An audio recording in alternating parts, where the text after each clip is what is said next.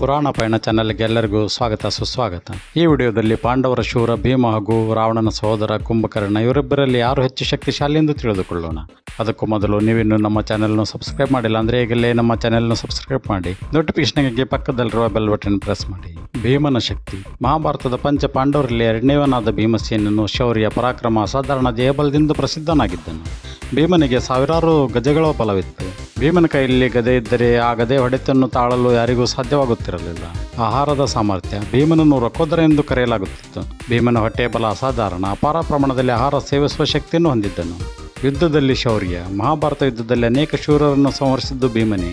ದುರ್ಯೋಧನನನ್ನು ಕೊನೆಯ ಗದ್ದ ಯುದ್ಧದಲ್ಲಿ ಸೋಲಿಸಿದವನು ಕೂಡ ಭೀಮನೇ. ರಕ್ಷಕ ಶಕ್ತಿ.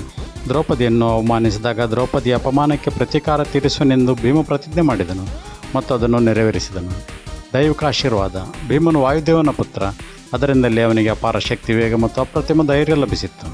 ಆದ್ದರಿಂದ ಭೀಮನ ಶಕ್ತಿಯು ಕೇವಲ ದೇಹಬಲದಲ್ಲೇ ಅಲ್ಲ, ಧೈರ್ಯ, ಪ್ರತಿಜ್ಞಾಬಲ ಮತ್ತು ಧರ್ಮ ಸಂರಕ್ಷಣೆಯ ಸಂಕಲ್ಪದಲ್ಲೂ ವ್ಯಕ್ತವಾಗುತ್ತದೆ. ಕುಂಭಕರ್ಣನ ಶಕ್ತಿ. ರಾಮಾಯಣದಲ್ಲಿ ರಾವಣನ ಸಹೋದರನಾದ ಕುಂಭಕರ್ಣನು ಅಸಾಮಾನ್ಯ ದೈತ್ಯಬಲದ ಪ್ರತೀಕ. ಅವನ ಶಕ್ತಿ, ದೇಹಬಲ ಹಾಗೂ ಯುದ್ಧ ಸಾಮರ್ಥ್ಯ ಅಸಾಮಾನ್ಯವಾಗಿತ್ತು. ಕುಂಭಕರ್ಣನ ಶಕ್ತಿಯ ಪ್ರಮುಖ ಅಂಶಗಳು. ಅಸಾಧಾರಣ ದೇಹಬಲ. ಕುಂಭಕರ್ಣನು ಪರ್ವತದಷ್ಟು ಎತ್ತರ, ಆನೆಗಳಷ್ಟು ಬಲ, ಸಮುದ್ರದಷ್ಟು ಆಳವಾದ ಧ್ವನಿಯುಳ್ಳವನಾಗಿದ್ದ. ಕುಂಭಕರ್ಣನ ಹೆಜ್ಜೆಯ ನಾದಕ್ಕೆ ಭೂಮಿ ಕಂಪಿಸುತ್ತಿತ್ತು. ದೈವಿಕವರ. ಬ್ರಹ್ಮನಿಂದ ವರವನ್ನು ಪಡೆದಿದ್ದರಿಂದ ಅವನ ದೇಹದಲ್ಲಿ ಅಪಾರ ಶಕ್ತಿ ತುಂಬಿಕೊಂಡಿತ್ತು. ಆದರೆ ದೇವತೆಗಳ ಕೌಶಲ್ಯದಿಂದ ಅವನಿಗೆ ನಿದ್ರಾವರ ಬಂತು. 6 ತಿಂಗಳು ನಿದ್ರಿಸಿ 1 ದಿನ ಮಾತ್ರ ಕುಂಭಕರ್ಣ ಎಚ್ಚರಗೊಳ್ಳುತ್ತಿದ್ದ. ಯುದ್ಧ ಪರಾಕ್ರಮ. ಲಂಕಾ ಯುದ್ಧದಲ್ಲಿ ಎಚ್ಚರಗೊಂಡ ಕುಂಭಕರ್ಣನು ರಣರಂಗ ಪ್ರವೇಶಿಸಿದಾಗ ರಾಮನ ವಾನರ ಸೇನೆ ಭಯದಿಂದ ನಡುಗಿತು. ಅನೇಕ ವಾನರರು ಅವನ ಕೈಯಲ್ಲಿ ಬಲಿಯಾದರು.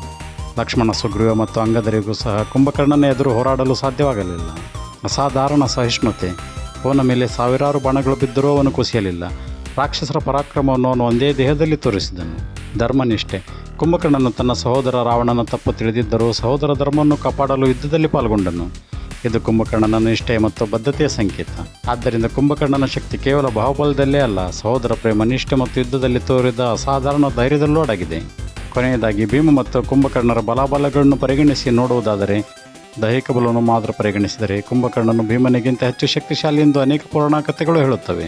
ಕುಂಭಕರ್ಣನು ದೇವತೆಗಳನ್ನು ಸೋಲಿಸುವಷ್ಟು ಶಕ್ತಿಶಾಲಿಯಾಗಿದ್ದನು. ಆದರೆ ಭೀಮನು ಕೇವಲ ಮಾನವರ ಮತ್ತು ರಾಕ್ಷಸರ ವಿರುದ್ಧ ಹೋರಾಡಿದ್ದನು. ಆದರೂ ಯುಗ ಮತ್ತು ಸಂದರ್ಭಗಳು ವಿಭಿನ್ನವಾಗಿರುವುದರಿಂದ ಇವರ ನಡುವಿನ ನೇರ ಹೋಲಿಕೆ ಕಷ್ಟ. ಭೀಮನ ಯುದ್ಧ ಕೌಶಲ್ಯಗಳು ಕುಂಭಕರ್ಣನಿಗಿಂತ ಬೇರೆಯಾಗಿದ್ದವು.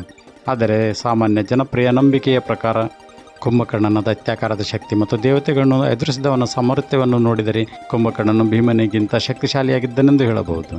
ನಿಮ್ಮ ಪ್ರಕಾರ ಭೀಮ ಶಕ್ತಿಶಾಲಿಯೇ ಅಥವಾ ಕುಂಭಕರ್ಣ ಶಕ್ತಿಶಾಲಿಯೇ ಎಂದು ಕಮೆಂಟ್ ಮಾಡಿ. ಈ ವಿಡಿಯೋ ಇಷ್ಟವಾದರೆ ಲೈಕ್ ಮಾಡಿ, ಕಮೆಂಟ್ ಮಾಡಿ, ಶೇರ್ ಮಾಡಿ, ಸಬ್ಸ್ಕ್ರೈಬ್ ಮಾಡಿ.